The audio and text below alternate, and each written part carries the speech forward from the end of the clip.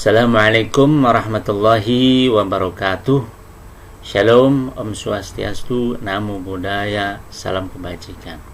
Alhamdulillah pagi hari ini kita masih dianugerahi kesehatan, kebugaran, kesempurnaan sehingga kita bisa kembali berbagi, belajar tentang hal-hal yang kita perlu ketahui. Saya hanya menyampaikan apa yang sudah pernah disampaikan oleh Syekh Abdul Qadir Jailani, seorang ulama yang sangat besar yang dilahirkan di Persia dan meninggal di Baghdad, Irak pada tahun 1166, sehingga kalau sampai sekarang ya sekitar 945 tahun yang lalu, berarti buku atau kitab ini umurnya sudah 900 tahunan, 900 tahun yang lalu, tapi masih sangat relevan karena di sini bukan hanya membahas manusia jasad, akan tetapi manusia yang berbentuk ruhani. Syekh Abdul Qadir Jailani mengatakan bahwa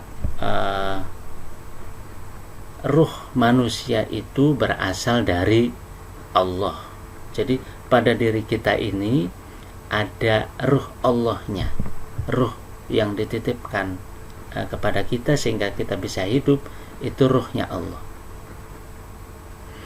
Ruh berawal dari, seperti yang kemarin saya sampaikan, bahwa Allah itu menciptakan Nur Muhammad. Nah, Nur Muhammad ini diciptakan sebelum Allah menciptakan Arasy sampai 4000 tahun sebelumnya. Jadi sebelum menciptakan Arasy, Allah itu sudah menciptakan Nur Muhammad dulu, sebelum menciptakan alam semesta ini. Jadi alam semesta ini diciptakan karena sudah diciptakannya Nur Muhammad. Makanya semua kita harus tunduk, semua kita harus berkiblat, semua kita harus mengikuti peraturan yang ada pada Nur Muhammad. Yang kemudian Nur Muhammad itu diturunkan atau diwujudkan menjadi Muhammad Rasulullah SAW bin Abdullah bin Abdul Muthalib. Nah, dari situlah semua bersumber, dan dari situlah kita termasuk alam semesta ini mengikuti aturannya sesuai dengan Al-Quran yang diturunkan oleh Allah kepada Muhammad bin Abdullah bin Abdul Muthalib, dan juga hadis-hadis di mana Rasulullah sedang melakukan apa, sedang diamnya melakukannya, ataupun apa yang dilakukan oleh Rasulullah itu menjadi sebuah aturan, sebuah pedoman, baik pedoman untuk manusia maupun pedoman untuk alam semesta.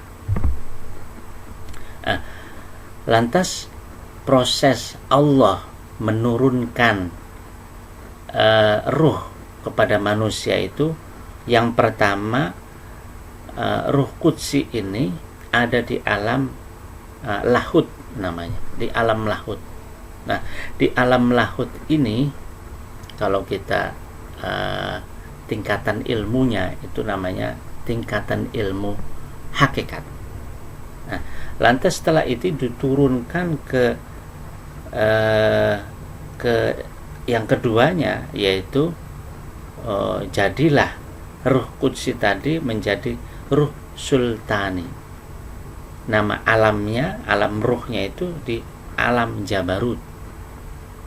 Kalau level ilmunya itu ilmu ma'rifat.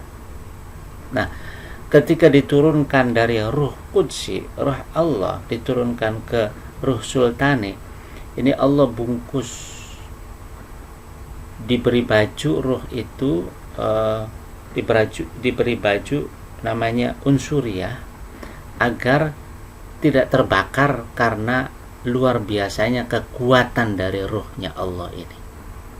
Nah, diturunkan dari roh Qudsi, roh Allah ke roh Sultani ini kenapa? Karena menitipkan agar benih-benih dari roh Qudsi ini menitipkan tauhid tentang ketuhanan, tentang Allah, tentang keesaan Allah, tentang kekuatan Allah.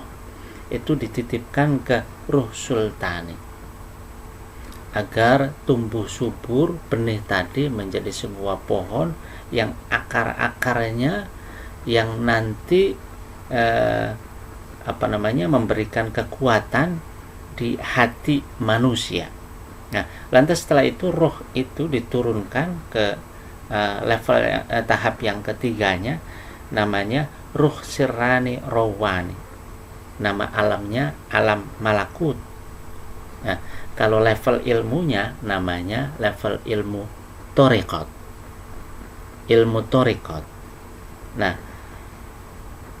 agar nanti di hati manusia, di nurani manusia, di fuad atau hati yang dititipkannya tentang tauhid, tentang kebaikan, tentang kebenaran, itu tumbuh subur di hati manusia.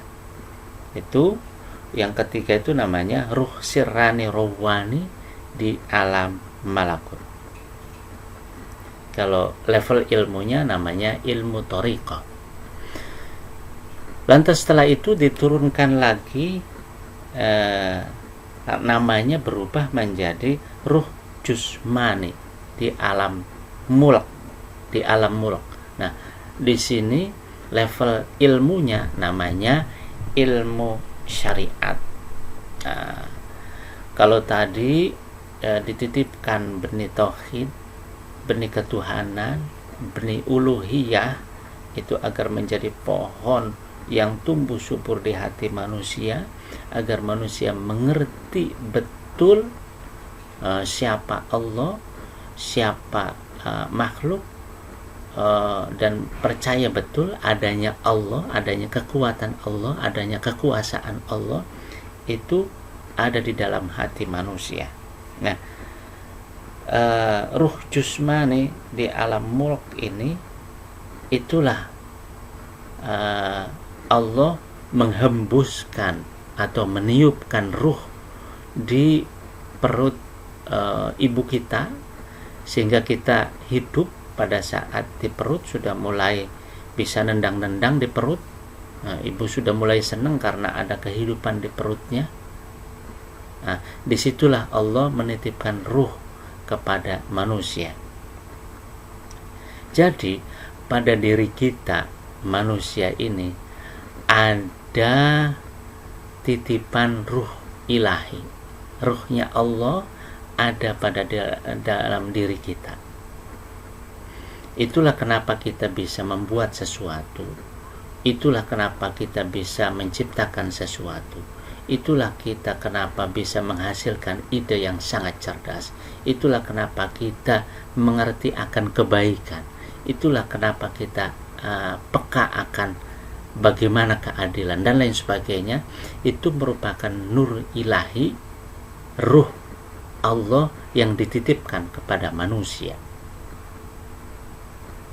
Jadi kita ini, manusia ini terdiri dari jasad dan ruhani. Jasad dan ruhani. Nah, ruhani itu dari Allah. Namun manusia ini beda dengan makhluk lain.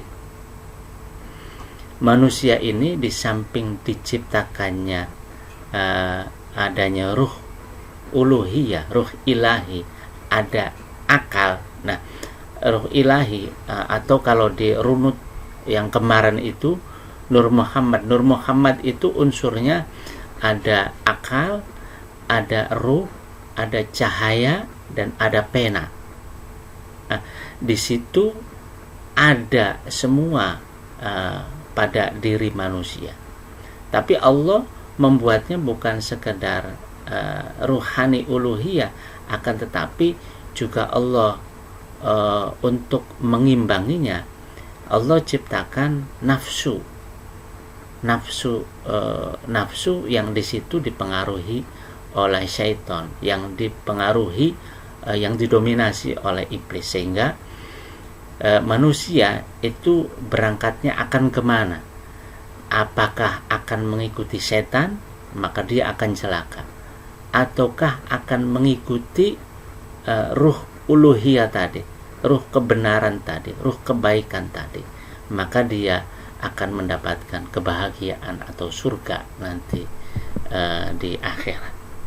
Itu yang perlu saya sampaikan pada kesempatan ini tentang proses turunnya ruh dari ruh qudsi, ruh Allah, kemudian ke ruh sultani, ruh sirrani rawani, dan ruh jusmani, dan jadilah manusia yang hidup. Kembali bahwa diri kita ini ada ruh Allah, ruh ilahi yang dititipkan ke kita, sehingga kita harus memanfaatkan itu sebaik mungkin dan wujudkanlah, tampakkanlah kebaikan kita, keadilan kita, kemanfaatan kita untuk orang banyak, karena kita ada titipan ruh ilahi. Itu saja, terima kasih. Kita pasti akan ketemu lagi. Ikuti terus apa yang saya sampaikan ini, karena kita akan terus berlanjut belajar tentang kemanusiaan, tentang manusia jasad dan manusia ruhani. Terima kasih, kurang dan lebihnya mohon maaf. Wassalamualaikum warahmatullahi wabarakatuh.